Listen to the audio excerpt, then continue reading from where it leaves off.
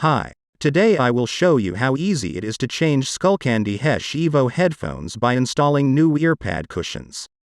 You won't have to buy new headphones. But just watch this video how to remove and replace old, damaged Skullcandy Hesh Evo earpads.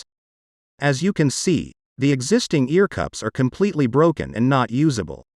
Start by removing the old earpads. Also remove the remaining parts of the old pads from the gap, so that the old pads parts do not block the installation of the new earpads.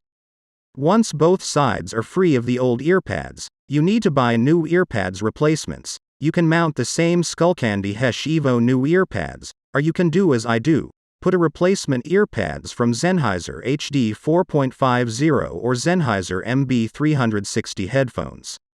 The earpads of these Sennheiser headphones are a bit more puffy.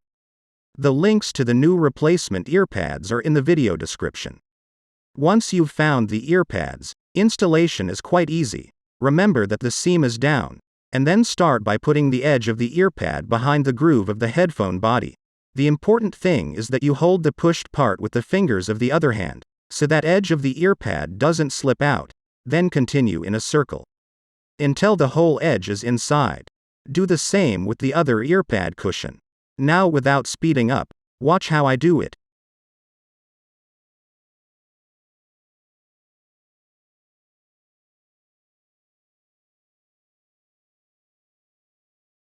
Here's the result.